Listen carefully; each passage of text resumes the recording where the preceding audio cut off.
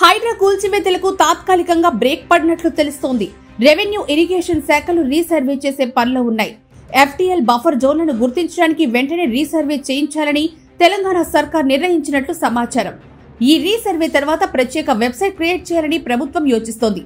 Hydraa commissioner Ranganath దూకుడుగా వెళ్లడంతో ఇటీవల హైకోర్టు అక్షింతలు పెట్టిన సంగతి తెలిసిందే. దీని తర్వాతే కూల్చివేతల స్పీడ్ తగ్గింది. మూసీ పరివాహిక ప్రాంతాల్లో నోటీసులు ఇచ్చిన వారికి సామరస్యపూర్వకంగా అధికారులు ఖాళీ చేయించారు. వారిని సురక్షిత ప్రాంతాలకు తరలించింది. అంతేకాదు ఆర్థిక సహకారం కూడా అందించింది.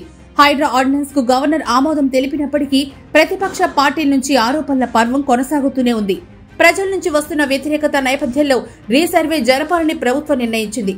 ఈ రీసర్వే వివరాలను వెబ్సైట్లో పెట్టిన తర్వాతే కూల్చివేతలు ప్రారంభించాలని తెలంగాణ సర్కార్ నిర్ణయం తీసుకున్నట్లు విశ్వసనీయ వర్గాల ద్వారా తెలిసింది. హైడ్రా కూల్చివేతలకు తాత్కాలికంగా బ్రేక్ పడినట్లు తెలుస్తోంది. రెవెన్యూ, ఇరిగేషన్ శాఖలు రీసర్వే చేసే పనిలో ఉన్నాయి. ఎఫ్టీఎల్ బఫర్ జోన్లను గుర్తించడానికి వెంటనే రీసర్వే చేయించాలని తెలంగాణ సర్కార్ నిర్ణయించినట్లు సమాచారం.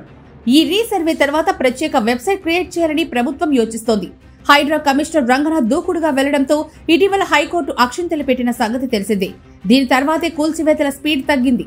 మూసీ పరివాహిక ప్రాంతాల్లో నోటీసులు ఇచ్చిన వారికి సామరస్యపూర్వకంగా అధికారులు ఖాళీ చేయించారు. వారిని సురక్షిత ప్రాంతాలకు తరలించింది.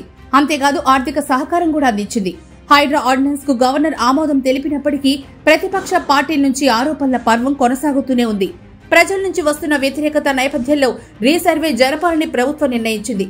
ఈ రీసర్వే వివరాలను వెబ్సైట్లో పెట్టిన తర్వాతే కూల్చివేతలు ప్రారంభించాలని తెలంగాణ సర్కార్ నిర్ణయం తీసుకున్నట్లు విశ్వసనీయ వర్గాల ద్వారా తెలిసింది.